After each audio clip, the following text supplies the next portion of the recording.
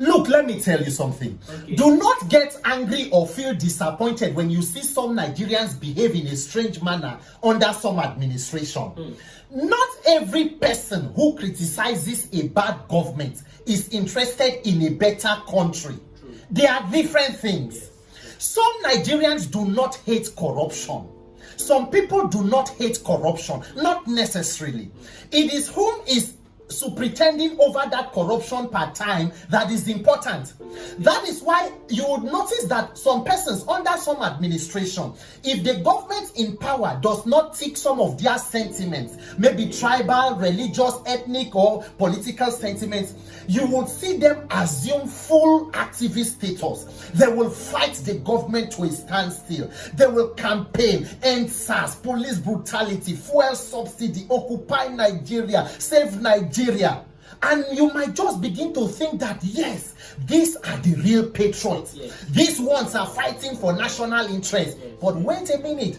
Hold on until a government comes into power that begins to pander towards some of their personal sentiments. Maybe their tribesman, their religion, their ethnicity or whatever. Then you would begin to watch and see how those same activist figures will turn around and assume the positions of explainers in chief and begin to explain to you why the same anomalies that they fought under the previous government should now be accepted by everyone under this one. So it is not a question of whether you want to fight corruption. The main question is, if this corruption begins to favor you, if the tables turn, would you still stay on the path of truth, justice, objectivity, and national interest? If you become an interested party to this corruption, will your thought processing change? So do not get angry. Human beings are dynamic depending on the price. A good example would be, God bless you, this NSAS. 20th of October this year will be 3 years of NSAS protest. So let us interrogate it. How far with NSAS? Have we finally gotten justice for the victims? The officers that were culpable, have they been held to account? Do we now have the NSAS panels, they report how far implementation? Do we now have full police reform? What about the leaders or politicians who withstood that NSAS movement? The persons who ordered live arms to be fired against peaceful protesters. The ones who allowed security SUVs to be used to move around, carry thugs around to attack peaceful protesters. What have we done with them? Have we rewarded them with even higher political office? Or now, are we even in bed with, quote, the enemy at the time? Or now that it is your tribesman that is calling the shots within the ranks of the baby police, law enforcement, or even in government, are you now beginning to have an afterthought? Maybe this NSAS wasn't that good. Police brutality, are we not just over exaggerating it? Police kill people even in America, UK. The government is trying. Make we give government some time. So now that it is your tribesman who is the one that is in charge, police brutality is no longer that important to you. Another good example would be, for instance, the senators or House of Reps members that were elected on the platform of Labour Party. Let me use Labour because they were the outsiders that campaigned against the status quo. When you were campaigning as a Labour Party lawmaker, you were against corruption. In budget inflation, the senators' salaries are too high. Lawmaker, cost of governance is too much. This and that. God bless you. Now that you have been inaugurated, do you still think that salary is too high for lawmakers?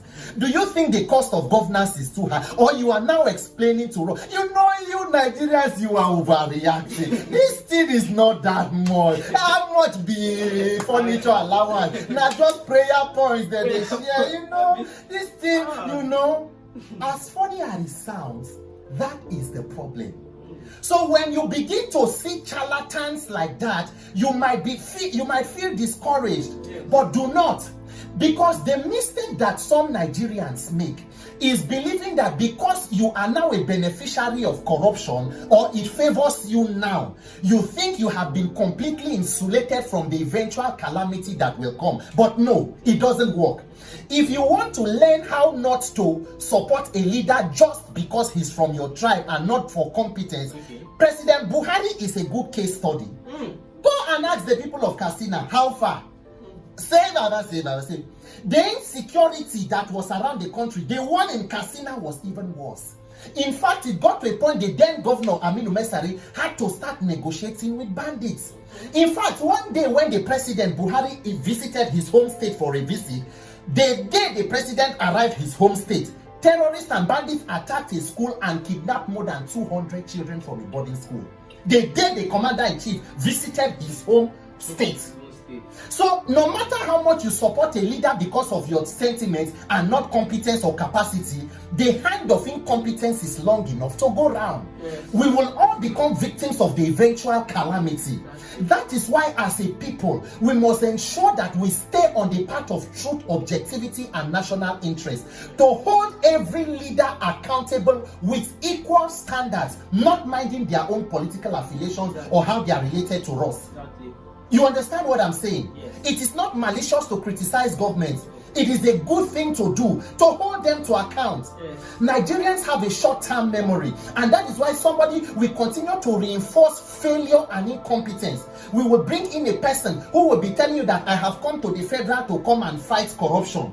Meanwhile, in your own home state, you are servicing and fueling the vehicle of corruption and high-handedness, but somehow you have come to the center to fight corruption. Who are you deceiving? So charity no longer begins at home.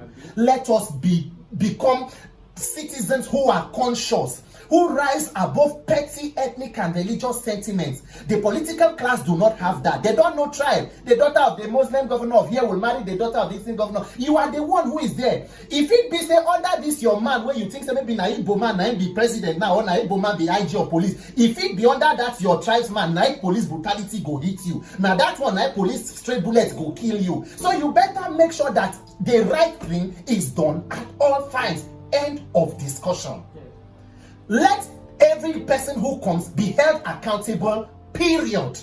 Whether you are from a Yoruba man, they not be with you. So I should be shouting Asiwaju. If you are not doing the right thing, I should be shouting Obi. If you cannot do anything, I should just support you simply because I know where you are from or you are from where I am from.